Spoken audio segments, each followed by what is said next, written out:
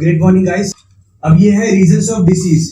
एक human body में disease या बीमारी किस तरीके से आता है या ऑर्गन बीमार क्यों होते हैं। पहला है न्यूट्रिशन डेफिशिएंसी। हम लोग जो भी अभी खाना खा रहे हैं, वड़ा पाव खा रहे हैं, उसके अंदर न्यूट्रिशन नहीं होता है।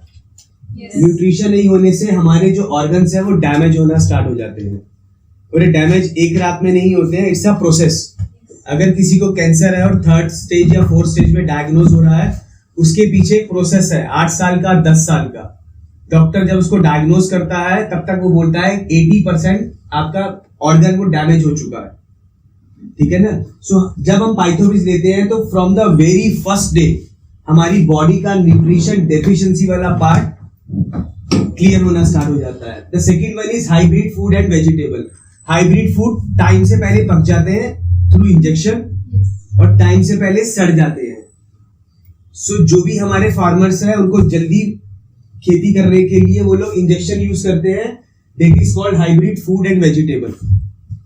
अगला पेस्टिसाइड, ये आप लोगों को मालूम है, जितना भी हम लोग अपना फसल बनाते हैं, हमारे जितने फार्मर्स हैं वो लोग पेस्टिसाइड यूज करते हैं। जो पेस्टिसाइड हम बिना धोए पेस्टिसाइड वेजिटेबल से निकालने का एक प्रोसेस है कि सिर्फ नल के पानी के नीचे डाला और पेस्टिसाइड निकल गया, ऐसा नहीं है, ठीक है ना। क्योंकि वो प्लांट्स के अंदर तक होता है, फलों के अंदर तक होते हैं, तो पेस्टिसाइड नहीं निकलेगा, बट हम लोग उसको खा लेते हैं, उससे हमारे ऑर्गन डैमेज हो जाते हैं। नेक्स्ट टोबैको है, इस पे हम लोग डिस्कशन नहीं करेंगे क्योंकि सबको मालूम है। स्मोकिंग सबको मालूम है, अल्कोहल सबको मालूम है, ठीक है ना। स्ट्रेस, आज की डेट में 90% मेल और फीमेल स्ट्रेस में रहते हैं। स्ट्रेस का मतलब आपका दिमाग जो है वो कॉन्टिन्यूशन में चला जा रहा है। हम लोग 11 बजे सोने बैठे और सोते सोते 2 बज गया। 3 घंटे हम लोग सोच रहे हैं, क्या सोच रहे हैं आपको मालूम होगा, ठीक है ना। आपका जो ब्रेन का स्ट्रेस लेवल है वो बढ़ते बढ़ते एक लेवल तक डिप्रेशन में चला जाता है। कुछ लोग डिप्रेशन में चले जाते हैं ना, वो पहले स्ट्रेस में होते हैं, फिर वो डिप्रेशन में चले जाते हैं, तो उनके ब्रेन के जो वेन्स है, नर्वस सिस्टम है, वो प्रॉपर फंक्शन नहीं कर रहा है। अल्ट्रावायलेट रेडिएशन, ये आपको मालूम है, जितनी बार हम लोग बाहर निकलते हैं हमारा ओजोन लेयर इज ब्रेक, तो जो भी सन का लाइट आता है वो हमारी बॉडी के सेल्स को, टिश्यूज को जलाना स्टार्ट कर देता है, that is called ultraviolet radiation. Clear? Some viruses, ये सबको मालूम है, कोविड, डेंगू, जो भी मलेरिया वगैरह सब वायरसेस हैं।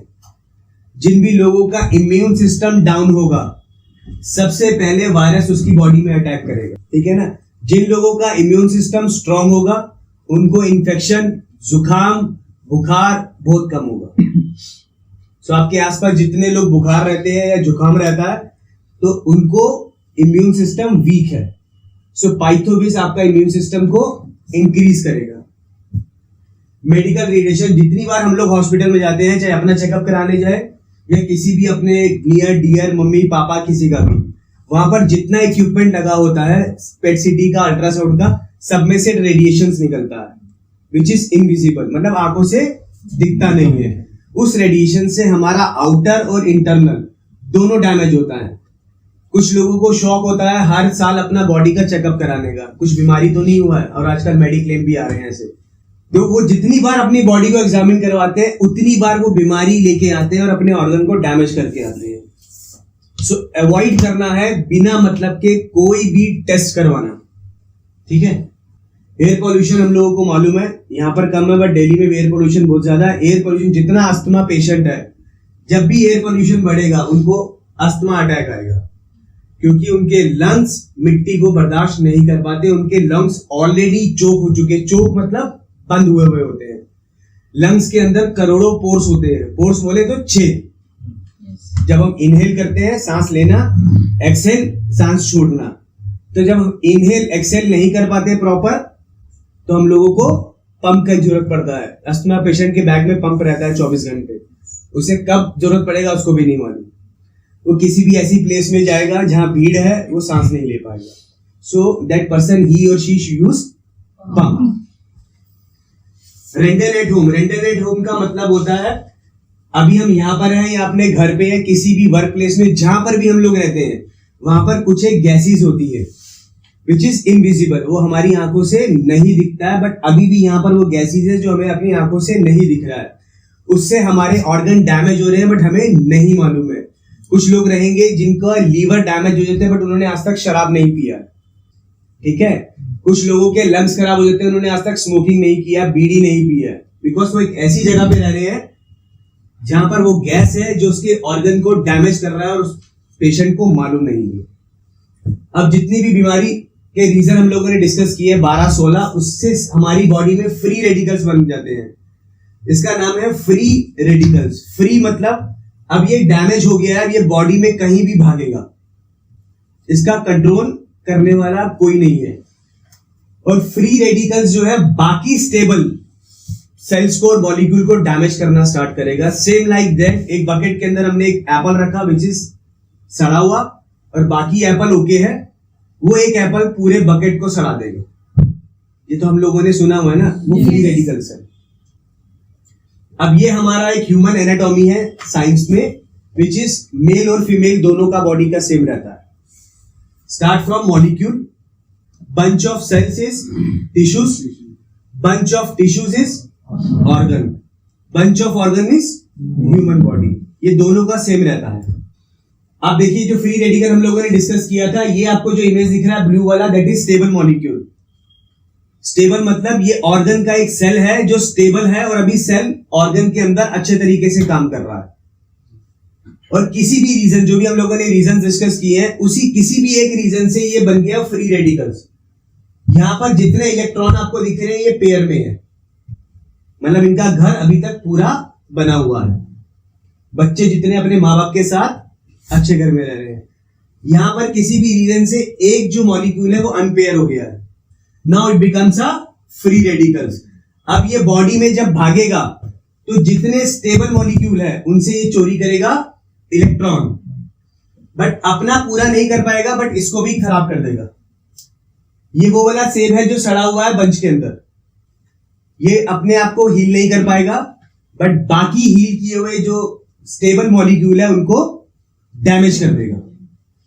सो जब किसी ऑर्गन के अंदर 80% 70% ये बन जाता है, वो ऑर्गन डैमेज हो जाता है और डॉक्टर आपको बोलेगा आपको कैंसर हो गया या आपकी किडनी खराब हो गया। अब क्या करना है, डोनर और नया किडनी चाहिए, ठीक है ना। सो हमें पाइथोविस से इसको रोकना है। अगर ये रुक जाएगा तो आपकी बॉडी हेल्दी हो जाएगा, तो आपको ऑपरेशन, किडनी डायलिसिस, कैंसर तक नहीं जाना पड़ेगा। अब ये यहां पर आपको 3 इमेज दिख रहा है। नॉर्मल है, हेल्दी सेल है बॉडी का, जिसके अंदर जितने मॉलिक्यूल है वो अपना अपना पेयर्ड है। यहां पर इसमें ऑक्सीडेशन स्टार्ट हो गया। ऑक्सीडेशन का जब भी वर्ड आता है उसका मतलब होता है सड़ना। लोहे को जब जंग लगता है उसे कहते हैं हम लोग ऑक्सीडेशन। ऐसी हमारे ऑर्गन्स जो है ह्यूमन बॉडी के अंदर, सेल्स और टिश्यूज है, उनमें ऑक्सीडेशन डेली हो रहा है। एक ह्यूमन बॉडी में लाखों सेल रोज बनते हैं, लाखों सेल रोज डेड हो जाते हैं। जब सेल बनने का प्रोसेस स्लो हो जाता है और डेड होने का प्रोसेस ज्यादा हो जाता है, तो आपका बॉडी वीक होना स्टार्ट हो जाता है। आपको 200 रुपए खर्च कर रहे हैं बट इनकम है 100 रुपए, तो क्या होगा, कर्जा, वो बीमारी है, ठीक है ना। यहां पर आके फ्री रेडिकल्स बनना स्टार्ट हो गया और यहां पर आके आपका वो सेल ब्लैक जो हो गया ना, वो डेड हो गया बॉडी में से। आजकल एक पॉन्ड्स का ऐड आता है, वो काले रंग का ऊपर एक टिश्यू का रहता है और पॉन्ड्स यूज किया और वो ऊपर से पिंक आ जाता है। वो जो काले रंग का रहता है ना, वो ये डेड सेल है, बट ऐसा होता नहीं है पॉन्ड्स लगाने से, बट उनको सामान बेचना है तो वो बोलेंगे। तो वो जो डेड सेल है ना, वो डेड सेल रिमूव करने हैं और ये जो पिंक सेल है इसको इसकी जगह पे लेके आना है। ये काम सिर्फ पाइथोविस करेगा। अभी हम लोगों ने डिस्कस किया था ऑक्सीडेशन। इस प्रोसेस को पूरे जो हमने लास्ट स्लाइड में देखा था, इस 3 प्रोसेस को हम लोग कहते हैं ऑक्सीडेटिव स्ट्रेस, सड़ने की प्रक्रिया। और जितना बॉडी के अंदर बीमारी होता है, 80% बीमारी इसी से ही होता है। मतलब अगर किसी इंसान को 10 बीमारी है एवरेज, उसमें से 8 बीमारी पाइथोविस से ठीक हो जाएगा। वो हम लोग लास्ट में डिस्कस करेंगे कैसे हो जाएगी। अब ये इंट्रोडक्शन ऑफ सेल्स है। एक ह्यूमन बॉडी के अंदर मेल फीमेल दोनों के अंदर 100 ट्रिलियंस ऑफ सेल्स रहते हैं, ठीक है ना। एक सेल की नॉर्मल एज 90 to 120 का मतलब होता है 3 से 4 महीने का एज रहेगा। Again it depends on the metabolism और एज। अगर तो वो 20 साल का है तो उसका एज अच्छा रहेगा, अगर वो 70 साल का है तो उसका एज कम रहेगा। मेटाबॉलिज्म, लेडीज का हार्मोन डिसबैलेंस रहता है, उनका कम रहेगा एज। मेल्स का हार्मोन बैलेंस अच्छा रहता है, उनका एज ज्यादा रहेगा। ठीक है ना। अब ये जो सेल्स है 100 ट्रिलियन, इसकी वेरिएशन जो होती है वो 200 तरीके के सेल्स होते हैं। 200 टाइप्स ऑफ सेल्स 100 ट्रिलियन में से। ठीक है ना। और सबसे जो बड़ा और मेजर सेल जो होता है, जो हमें अपनी मां से मिलता है, उससे हम लोग कहते हैं स्टेम सेल। और पाइथोविस के अंदर क्या है? Stem cell. तो इसका हम दूसरा नाम जो यूज करते हैं, इसे हम कहते हैं मदर सेल, मां से मिला हुआ सेल। तो मां है तो इसका मतलब बॉडी को केयर करेगा। Yes. अब इस सेल के अंदर इतनी पावर होती है, और वो मदर सेल के अंदर इतनी पावर होती है कि ये आपकी बॉडी का जो भी सेल का डेफिशिएंसी है, यानी कमी, उसको ये सेल पूरा कर देगा। अगर किसी का रेड ब्लड सेल ज्यादा है और उसको व्हाइट ब्लड सेल चाहिए, ये इसको सपोर्ट नहीं कर सकता, क्योंकि इसके अंदर वो पावर नहीं है कि भैया मैं तेरे घर में आके तेरा राशन में भरूंगा, नहीं। बट स्टेम सेल के अंदर ये पावर है कि अगर किसी बॉडी में आरबीसी, रेड ब्लड सेल कम है, उसे वो पूरा कर देगा। जब हम बोलेंगे किसी की हड्डियों में दर्द होता है और उसको कैल्शियम का कमी है, करेक्ट, तो जब आप उसको पाइथोविस देंगे तो 2 महीने के बाद उसका आरबीसी काउंट बढ़ जाएगा। आरबीसी काउंट नेचुरल तरीके से बढ़ेगा तो उनकी हड्डी का पेन, मसल पेन, ये अपने आप चला जाएगा, अलग से कुछ नहीं करना है, क्योंकि उनका आरबीसी काउंट जब क्लियर हो जाएगा। अब जिसको व्हाइट ब्लड सेल का रिक्वायरमेंट है, जैसे अभी डेंगू चल रहा है, तो लोगों का प्लेटलेट्स कम हो जाता है। ठीक है ना। प्लेटलेट्स का मतलब बढ़ाने का कोई भी एमबीबीएस या किसी भी मेडिकल साइंस में कोई भी आज तक इलाज नहीं है। बट अगर हम उसको पाइथोविस देते हैं, तो पाइथोविस देने से ये डुप्लीकेट जब होगा तो आपके जो प्लेटलेट्स का 1.5 लाख 2 लाख का रिक्वायरमेंट है बॉडी के अंदर, उसको ये पूरा कर देगा।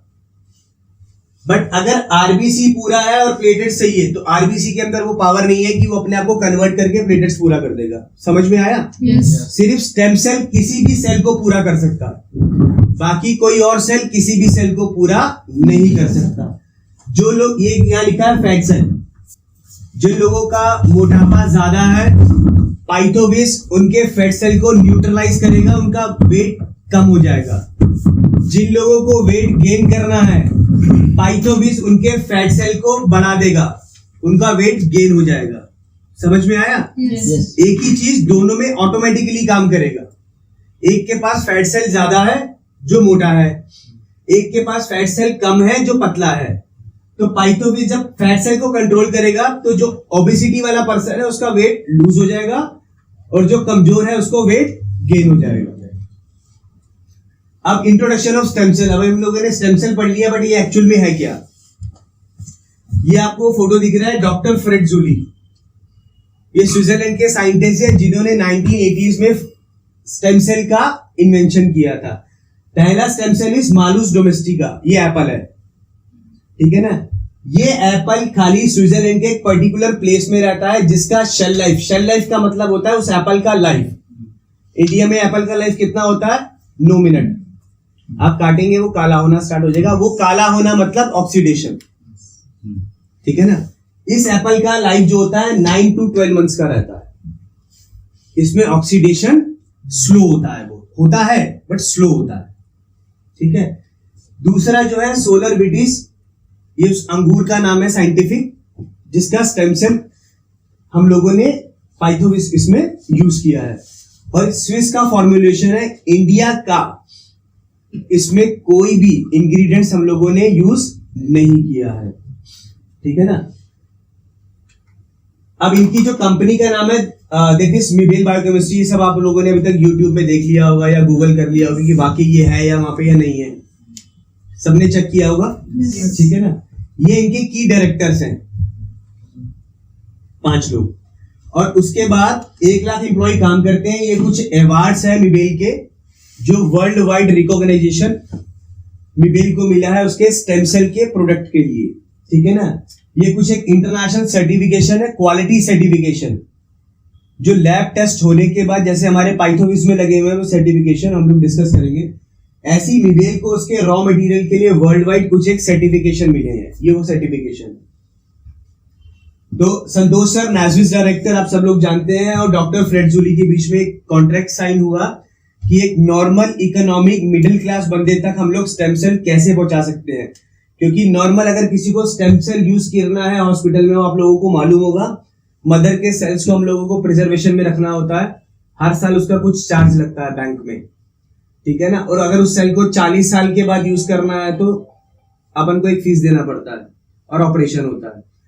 बट इसमें हम लोग एक नॉर्मल इकोनॉमिक पर्सन के पास इस स्टेम सेल को देने के लिए बीच में जो आपको लेटर दिख रहा है, ये मिबेल बायोकेमिस्ट्री ने नाजविस को अलॉट किया है।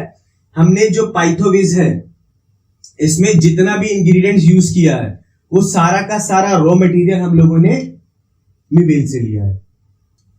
सो ये सब लेके हम लोगों ने एक प्रोडक्ट बनाया पाइथोविज। ये आपको सबको मालूम है पाउडर फॉर्म में है, 1.5 ग्राम का पाउडर है एक पाउच के अंदर।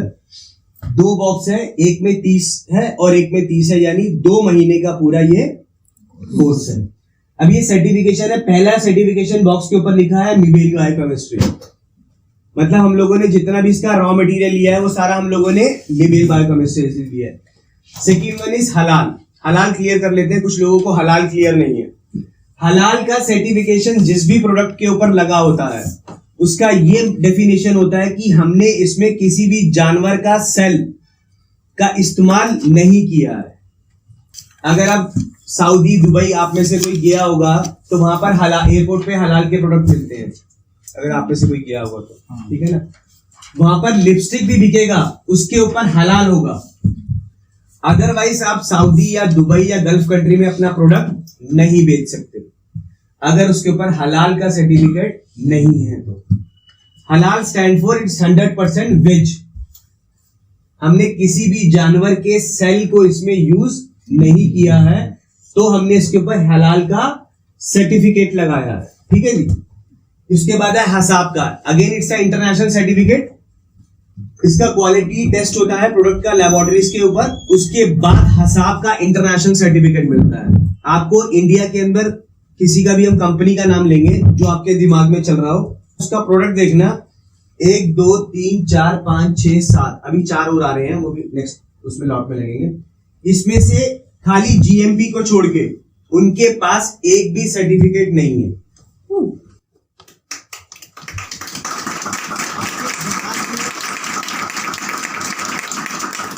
आपके दिमाग में जो भी कंपनी है पूरी इंडिया में, ठीक है ना, जीएमपी को छोड़ के उनके पास एक भी सर्टिफिकेट नहीं है। और एक गुड न्यूज, हम लोगों ने सर यूएस एफडीए भी अप्लाई कर दिया है, United State food and drugs licence. फरवरी के अंदर वो भी इस प्रोडक्ट में आ जाएगा। और अब मैं बोलूंगा पूरी इंडिया क्या पूरे वर्ल्ड में किसी के भी प्रोडक्ट में इतना सारा सर्टिफिकेशन नहीं है।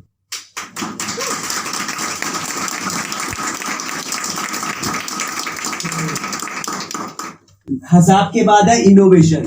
ये जो इनोवेशन का सर्टिफिकेट है ये यूरोप मालूम है 16 कंट्री है तो यूरोपियन टेरिटरी से अलॉट हुआ है, मतलब ये हमने वहां के लैब से इसको वेरीफाइड करवाया है तो हम लोगों को इनोवेशन का सर्टिफिकेट मिला है। क्लियर हुआ? 100% नेचुरल, मतलब इसमें सारा का सारा प्लांट और फ्रूट्स यूज हुआ है तो इट्स 100% नेचुरल। उसको ऑथेंटिक करने के लिए हमने हलाल का लगाया, ये दोनों आपस में एक दूसरे को मैच करवाएंगे, ठीक है। नेक्स्ट जीएमपी मैंने आपको बता दिया, जीएमपी कई प्रोडक्ट में आपको दिखेगा। जीएमपी स्टैंड फॉर हमने इस प्रोडक्ट में कोई भी केमिकल 0.001% भी केमिकल यूज नहीं किया। सो ये आपको कई प्रोडक्ट में मिल जाएगा बट इसके अलावा कोई और नहीं मिलेगा। Again is the Swiss quality formula. इसका जो भी ब्लेंड है, ब्लेंड मतलब इसके अंदर 13 इंग्रेडिएंट्स डले हुए हैं। अगर आपने बैग देखा होगा पैक, इसमें जो 13 इंग्रेडिएंट्स डले हैं वो सारे के सारे 13 इंग्रेडिएंट्स में से एक भी इंग्रेडिएंट्स इंडियन नहीं है। अपने प्रोडक्ट का ऑथेंटिक और आप लोगों के अंदर कॉन्फिडेंस आने के लिए कि आपके बैग में जो पैकेट पड़ा है ना वो पूरी इंडिया नहीं पूरे वर्ल्ड में किसी के बैग में नहीं है वो।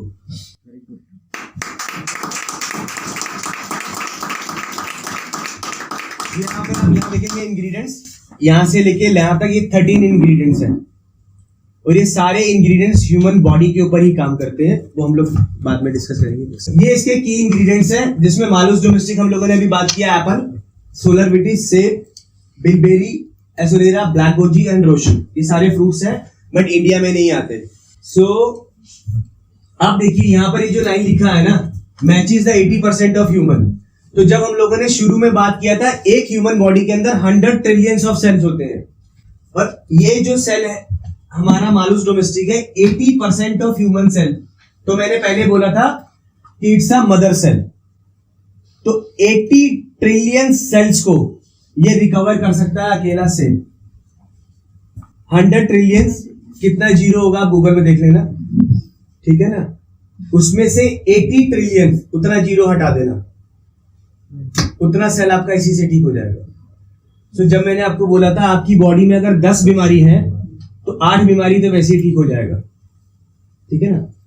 अब ये यहां पर अगर हम अंगूर की बात कर रहे हैं विच इज सोलर विटिस, जितना भी बॉडी में डैमेज हुआ है रेडियो एक्टिविटी से, स्किन का कितना भी बीमारी है, एक पिंपल से लेके गैंग्रीस का नाम सुना है आप लोगों ने? Yes. हाँ, ए से लेके जेड तक। पिंपल सबसे छोटा बीमारी हुआ स्किन का, गैंग्रीस इज सबसे हाईएस्ट बीमारी। उसका इलाज क्या होता है? जहां पर गैंग्रीन बीमारी हो गया वो ऑर्गन डॉक्टर को काटना पड़ता है, ये इलाज है, ठीक है ना। तो आप उसको पाइथोविस देख के उसका वो ऑर्गन बचा सकते हो, जैसे हनुमान जी ने लक्ष्मण जी को बचाया था संजीवनी देके। तो ये आपके बैग में एक संजीवनी है किसी को बचाने की, समझ में आए? सो आप लोग एक हनुमान जी का रोल प्ले कर रहे हो। सो ये वाला स्लाइड हम लोग समझ लेते हैं कि पाइथोविस मेरी बॉडी में क्या 6 मेन फैक्टर है जिससे ये काम करता है। पहला है रेजुनुवेटेड द एजिड सेल। एजिड मतलब बूढ़े, रेजुनुवेट मतलब नया, ठीक है ना। जो भी सेल बूढ़े हो चुके हैं उसको दोबारा से रेजुनुवेट करेगा। जब मैं बोलूंगा आपकी स्किन को ये नीचे लेके आएगा, कैसे लेके आएगा? एक छोटा बच्चा पैदा हुआ उसका स्किन कितना सॉफ्ट रहता है, हमारा क्यों नहीं है? हमारे पास एक आंसर है, हमारा एज बढ़ गया, उसका एज छोटा है। हमारा एज भी बढ़ रहा है, हमारा स्किन का एज भी बढ़ रहा है। सो ये जो पाइथोविस है ये आपकी स्किन के और ऑर्गन की एज को कम कर देगा। आपका एज तो आधार कार्ड से बढ़ेगा बट आपका स्किन का एज डिक्रीज होगा। अगर आप लोग 6 महीने पाइथोविस को लेते हैं तो आपका स्किन का एज 10 साल कम हो जाएगा। मैंने आपका एज नहीं बोला, स्किन का एज, आपके ऑर्गन का एज वो कम हो जाएगा। ये पॉइंट क्लियर हुआ? ठीक है। The next is replicating the good cell. जिन भी लोगों के हार्ट वीक है या लंग्स में प्रॉब्लम है, कोविड के बाद लोग रिकवर तो हो गए हैं, मतलब कोविड चला गया उनका इंजेक्शन से किसी भी चीज से, बट आज भी वो लोग अगर किसी की जान पहचान में होंगे तो पूछ लेना, उन लोगों को आज भी सांस लेने में दिक्कत है, आज भी चलने में दिक्कत है, उन लोगों का आज भी भूख नहीं लगता, उनका आज भी इम्यून सिस्टम डाउन है। ऐसा क्यों? कोविड से तो वो रिकवर हो गए, तो बॉडी ठीक हो जाना चाहिए ना, बट नहीं हुआ। वो विड्रॉल्स है। विड्रॉल्स मतलब पोस्ट बीमारी चली गई बट अपना क्या कहते हैं, निशान छोड़ गई। कुछ लोगों के लंग्स में पैचिस हो गए। पैचिस मतलब धब्बा। वो धब्बा जब तक वो दुनिया में रहेंगे वो धब्बा वही रहेगा। ऐसा तो नहीं होना चाहिए ना। अगर कोविड चला गया तो धब्बा भी चला जाना चाहिए। तो ये पाइथोविस है, ये आपकी बॉडी के वो जो सेल बन रहे हैं ना, आपके लंग्स को जितना सेल की रिक्वायरमेंट है एक दिन में, सपोज 1 लाख सेल चाहिए, बट आपका जो लंग्स प्रोड्यूस कर रहा है वो कर रहा है 40,000। इसीलिए आपको सांस लेने में दिक्कत है। जितने अस्थमा पेशेंट है सबका ये हाल है, इसलिए उनको आर्टिफिशियल पंप चाहिए इनहेल और एक्सहेल करने के लिए। सो जब आप उनको पाइथोविस देते हैं एक सर्टेन टाइम तक, तो उनके लंग्स के जितने भी पोर्स हैं वो एक्टिवेट हो जाएंगे, खुल जाएंगे, तो उनको आर्टिफिशियल पंप लेने की जरूरत नहीं पड़ेगी। Restoring the sick cell. Sick मतलब कमजोर, ठीक है ना। कोई इंसान सिक होता है मतलब बीमार हो जाता है ना, कमजोर। तो कमजोर सेलों को, जिन भी लोगों का इम्यून सिस्टम डाउन होता है उनके सेल भी डाउन होते हैं। वो शाम को 4 बजे तक ऐसे थक जाते हैं जैसे 3-4 दिन से चल ही रहे हैं वो, और 11 बजे वो अपना डे स्टार्ट करते हैं, और 4 बजे या 5 बजे on the time of sunset उनका शरीर भी डाउन हो जाता है। ऐसा होता है ना, काफी जगह हमारा भी होता होगा। सो हमारे बॉडी के जो सेल है ना वो सिक है, बीमार है। सो पाइथोविस क्या करेगा, उनको दोबारा से हेल्दी करेगा। ये इसका एक प्रोसेस है। रिप्लेसिंग द डेड सेल, जो मैंने आपको शुरू में पॉन्ड्स का बताया था, काला लेयर हटा, पिंक लेयर ऊपर आ गया, बट ऐसा होता नहीं है। बट पाइथोविज में ऐसा ही होगा। जब मैं आपको बोलूंगा आपका स्किन का एज कम हो रहा है, तो एज कैसे कम होगा? आपका नया टिश्यू बनेगा और नया सेल बनेगा, और आपका एज का जो हेल्थ है वो डाउन होना स्टार्ट हो जाएगा। बट आधार कार्ड पे बढ़ेगा और नेचुरल तरीके से आपका ऑर्गन और स्किन वो सॉफ्ट होना स्टार्ट हो जाएगा, लाइक अ छोटा सा baby. Repairing the damage cell, जो सेल डैमेज हो चुके हैं, यानी डैमेज मतलब क्षतिग्रस्त, चोट लगता है ना हम लोगों को, तो जो उसमें से कुछ एक सेल अंदर बॉडी के अंदर ऐसे हैं जो लोग डैमेज हो चुके हैं, उनको दोबारा से वो ठीक करता है। ठीक है ना? अब ये लास्ट पॉइंट है, थोड़ा सा समझना। Cleans the cells and blood. ठीक है ना? हमारे ब्लड के अंदर जितनी भी इम्प्योरिटीज हैं या टॉक्सिन है, ठीक है ना, जिन लोगों के घुटने नहीं चलते उनके घुटने के आसपास का वेन्स ब्लॉक होता है, और डॉक्टर कुछ और ही बीमारी बताता है, और ऑपरेशन होता है, और क्या होता है वो सबको मालूम है। ठीक है ना? जब भी मेरे किसी भी ऑर्गन का वेन्स ब्लॉक होगा, एक ह्यूमन बॉडी के अंदर जो 20 साल का एक मेल फीमेल के अंदर कितने हजार किलोमीटर का वेन्स सिस्टम होता है मालूम है किसी को? यानी नस, उसका लेंथ होता है 60,000 किलोमीटर। कितना? आपको लगता है बॉडी के अंदर 60,000 किलोमीटर का होगा? 60,000 किलोमीटर में, यानी अर्थ का एक चक्कर लगाना। और हमारा हार्ट जो 200 ग्राम का है, 225 ग्राम का है, उसको इतना ब्लड थ्रो करना है कि 60,000 किलोमीटर तक ब्लड मूव होना चाहिए, तभी तो सिस्टम चलेगा। सिस्टम मतलब आपका बॉडी। कहीं पर भी उसे ब्लॉकेज मिला, अभी अगर हम लोगों को यहां से मुंबई जाना है और सड़क सारा खराब है, तो कितना टाइम लगेगा? 5, 8, चलो जितना भी लगेगा, 8 घंटे, 5 घंटे। और रोड अगर एकदम क्लीन है तो 2 घंटे। जो ब्लड है ना, उसका काम है ट्रांसपोर्टेशन का। आपके पूरे organs, brain, lungs, heart, kidney के अंदर उसको ट्रांसपोर्टेशन करनी है। ठीक है ना? अब जहां भी उसको वेन्स ब्लॉक मिलेगा, वो पीछे से धक्का मारेगा, आगे से तो वेन्स ब्लॉक है, वहां पर आपको क्या होगा? अंदर जख्म हो जाएगा। जख्म आपको अंदर से क्या करेगा? पेन। तो एक एज के बाद हमारा घुटना चलना बंद हो जाता है, या पिंडली के अंदर लेडीज को रहता है, दर्द रहता है, मसल्स पेन जिसे हम कहते हैं। वहां पर कुछ डैमेज नहीं है, वहां पर डैमेज हुआ है आपका वेन्स, नर्वस सिस्टम, बोले तो नसें, जिसे हम लोग ब्लड वेसल कहते हैं। सो अब जब हार्ट ब्लड फेंकता है, हमारी वेन्स के अंदर या वेसल्स के अंदर ट्विस्टर लगे होते हैं, थोड़ा थोड़ा दूरी में। ट्विस्टर मतलब स्प्रिंग। थोड़ा सा ब्लड आगे जाता है, ट्विस्ट होके फिर आगे जाता है, ट्विस्ट होके फिर आगे जाता है। जिन भी लोगों के हार्ट का ऑपरेशन हो चुका है, एक स्टंट डालता है एंजियोग्राफी के बाद, वो स्टंट के अंदर क्या होता है? स्प्रिंग। फिर ब्लड को वो आगे फेंकेगा और कुछ नहीं करेगा। 5 साल मैक्सिमम लाइफ है उस स्टंट की, उसके बाद दोबारा डलवाना है आपको। तो जो खर्चा हमने 5 साल पहले किया, वो दोबारा करना पड़ेगा। ये क्लियर हुआ? वो बीमारी ऐसा नहीं कि आपने स्टंट डलवा लिया, अब आप 25 साल तक उसी स्टंट को लेके घूमते रहेंगे, ऐसा नहीं है, आपको दोबारा डलवाना है। सो जब हम इसको कहते हैं कि अगर किसी को डॉक्टर ने बोला है 4 महीने के बाद उसको स्टंट डलवाना है, और अगर हम उसको पाइथोविज देते हैं, तो उसके ब्लड का जितना भी वेन्स 80%, 70%, क्योंकि उससे पहले पकड़ा ही नहीं जाता। कोई डॉक्टर नहीं बोलेगा आपका 20% ब्लॉक हुआ अभी, तो वो 70-80 ही पकड़ा जाता है, उससे पहले वो पकड़ा ही नहीं जाता। तब तक तो मालूम ही नहीं चलता, पेन ही नहीं होता। सो हमारा जो 4 महीने का या 6 महीने का टाइम डॉक्टर ने दिया है, किसी को किडनी का बोला है, डायलिसिस का, सो ये पाइथोविज देने से उनका clean the cells and blood, जितना भी बॉडी के अंदर इम्प्योरिटीज, टॉक्सिन मतलब जहर, वो सारा का सारा बॉडी से फ्लश आउट हो जाता है। तो हमारा बॉडी दोबारा से नया हो जाता है, बोले तो रेजुनेट हो जाता है। कि ये ह्यूमन बॉडी में किस तरीके से काम करेगा।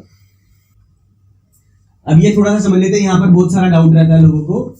ये यहां पर लिखा है सबलिंगुअल, हमारी जीभ के नीचे लेफ्ट और राइट 2 ग्लैंड होते हैं। ग्लैंड मतलब नस, जो सीधा आपके हार्ट से कनेक्टेड होते हैं। जब आप पाइथोविज को इसके ऊपर डालेंगे, ये पाइथोविज पाउडर होता है एमडी फॉर्म में, एमडी बोले तो माउथ डिसॉल्विंग। ये जैसे ही पानी और आपकी मुंह की लार्वा के कांटेक्ट में जाएगा, ये घुलना शुरू हो जाएगा। सो जब हम इसको इस ग्लैंड के ऊपर डालेंगे, एम्प्टी फॉर्म में है ये पाउडर, ये डिसॉल्व होना स्टार्ट हो जाएगा। सो ये जो ग्लैंड है, ये ग्लैंड आपके हार्ट से कनेक्टेड है। सो ये 20 to 30% उसका लार्वा आपके ग्लैंड के अंदर जाके, आपके हार्ट के अंदर जाके इमीडिएटली उसी दिन, अगर आपने कल सुबह लिया ना, कल सुबह ही आपके ब्लड के साथ मिल जाते हैं इसमें जो एक्टिव स्टेम सेल है। सो आपके ब्लड का इम्प्योरिटीज उसी दिन से रिमूव होना स्टार्ट हो जाता है। तो जब हम बोलेंगे कि डायबिटीज 10 दिन में कंट्रोल हो जाएगा, तो वो 7 दिन में कंट्रोल हो जाएगा एक्चुअल में, क्योंकि from the very first day वो आपके ब्लड के साथ चला गया। ठीक है ना। अब इसका जो भी स्लाइवा बचा है 40-50% मुंह में रहेगा। आपको नॉर्मल पानी लेना है और वो पानी लेने के बाद मुंह में पानी डाल के हल्का सा कुल्ला करके सारा का सारा फ्लूइड, लिक्विड, लार्वा, थूक पेट के अंदर डाल लेना है। बाहर नहीं फेंकना, स्टमक के अंदर डाल लेना है। अब जो वो एक्टिव सेल्स जो आपके स्टमक के अंदर गए हैं ना, जब मैंने आपसे लंग्स की बात करी थी, आपके लंग्स के पोर बंद हैं, वो एक्टिवेट होने स्टार्ट हो जाएंगे। तो जब ये हमारा लार्वा जब स्टमक के अंदर जाएगा, सो मेरे बॉडी के फिजिकल सेल्स जितने भी डैमेज हैं वो सारे के सारे ठीक होना स्टार्ट हो जाएंगे automatically and auto mode. Auto mode का मतलब होता है इस पाइथोविस की जिस भी ऑर्गन को जरूरत है, सपोज किसी को आप दे रहे हो उसका लंग डैमेज है, आपको पाइथोविस को नहीं बताना भैया इसका लंग ठीक करना है, ऐसा नहीं। ऑटोमेटिकली ये उसके लंग्स के ऊपर काम करना शुरू करेगा, उसके हार्ट किडनी को बाईपास कर जाएगा। बाईपास मतलब एक बाईपास रोड होता है ना, बाहर से निकल के सिटी के अंदर नहीं गए हम, सो ये बाईपास कर जाएगा, मींस किसी और ऑर्गन को डिस्टर्ब नहीं करेगा, क्योंकि वहां पर इसकी जरूरत नहीं। तो जब हम कहते हैं कितना सेफ है, सेफ मतलब ह्यूमन बॉडी पे इसका कोई वो तो नहीं है बैड इंपैक्ट, तो हम बोलेंगे 0, क्योंकि ये ऑटो मोड पे है। इसकी रिक्वायरमेंट जहां पर है ये वही काम करेगा, जहां पर रिक्वायरमेंट नहीं है ये वहां काम नहीं करेगा। अगर आप किसी पेशेंट को सिर्फ डायबिटीज के लिए दे रहे हो या अर्थाइटिस के लिए दे रहे हो और आपको मालूम है उसके अंदर कैंसर सेल भी बन रहा है, तो ये ऑटोमेटिकली कैंसर सेल्स को भी रिमूव कर देगा और पेशेंट को भी नहीं मालूम चलेगा कि मैं ठीक क्यों हो रहा हूं। डायबिटीज तो कंट्रोल हो रहा है क्योंकि मैंने लिया डायबिटीज के लिए है, बट पैरेलली जो उसकी बॉडी के अंदर और भी बीमारी बन रहा है उसको नहीं मालूम है, वो भी अपने आप क्लीन होना स्टार्ट हो जाएगा। सो सुबह उठते ही बेड पे सबसे पहला जो हमारा ब्रेकफास्ट होगा वो पाइथोविस का होगा। उसके बाद 15 से 20 मिनट का गैप देने के बाद आपको जो भी ब्रश व्रश करना है, जो भी करना है आप करिए। ठीक है। सो ये है, इसमें अभी वो दोबारा से वही चीजें आ गई, आपकी इम्यून सिस्टम को इंप्रूव करेगा। जिन भी लोगों का इम्यून सिस्टम डाउन है, आपके हार्ट के लिए हम लोग डिस्कस कर चुके हैं। अब यहाँ लिखा है न्यूट्रलाइज द फ्री रेडिकल्स। हमारी बॉडी का 3 स्टेज होता है। न्यूट्रलाइज, नीचे अगर आएंगे तो एसिडिक, ऊपर जाएंगे तो एल्कलाइन, काफी लोगों को मालूम होगा। सो जब हमारी बॉडी का लेवल, सेल लेवल नीचे आना स्टार्ट हो जाता है तो एसिडिक हो जाते हैं हम लोग। एक जब नया बच्चा पैदा होता है छोटा सा, उसमें भी कैंसर के सेल होते हैं और हमारे अंदर भी है, कोई नई बात नहीं है, बट दोनों के अंदर डीएक्टिवेटेड है। ठीक है ना। सो जो भी हम लोगों ने पीछे रीजन डिस्कस किए हैं ना, 14 रीजन हम लोगों को बीमार होने का, उसमें से किसी भी एक रीजन से वो कैंसर के सेल्स फ्री रेडिकल्स बन के एक्टिवेट हो जाते हैं। जिस ऑर्गन पे जाके वो सेल एक्टिवेट हो गया, उस ऑर्गन का उसको कैंसर हो जाएगा। अगर वो लंग्स में चले गए तो लंग कैंसर, अगर वो थ्रोट में चले गए थ्रोट कैंसर, ब्लड में घुस गए ब्लड कैंसर। क्लियर हुआ कैंसर का फंडा। सो हमें सबसे पहले न्यूट्रलाइज द फ्री रेडिकल्स। जब हम लोग उस फ्री रेडिकल्स को न्यूट्रलाइज कर लेंगे, सो हमारा बॉडी का कैंसर हील होना स्टार्ट हो जाएगा। ब्लड सर्कुलेशन का हम लोगों ने डिस्कस किया था। स्किन के ऊपर बहुत अच्छा इसका इंपैक्ट पड़ता है, बिकॉज इसके अंदर जो हम लोगों ने ग्रेप्स बताया था, सोलर विटिस, उसका मेन काम आपकी स्किन को रेजुनोवेट यानी नया करना है। अब कुछ लोग आपको बोलेंगे कि सर मुझे तो कोई बीमारी है नहीं, जब होगी तब मैं ले लूंगा। करेक्ट है ना सर। अब जो लोगों का बीमारी कब डायग्नोज होगा, जब 70 to 80% उसका ऑर्गन डैमेज हो जाएगा। ठीक है ना। सो अगर किसी हम आइडल इंसान को देते हैं, आज से ही देना शुरू करते हैं, अब उसकी बॉडी में जितना भी फ्री रेडिकल्स बन रहा है, उसकी एज कितना भी रहेगा 40-42, ठीक है ना, उसमें से वो फ्री रेडिकल्स उसी दिन से न्यूट्रलाइज होना स्टार्ट हो जाएंगे। सो अगर उसे 1 साल के बाद कैंसर डिटेक्ट होना है तो वो उसका उम्र बढ़ जाएगा।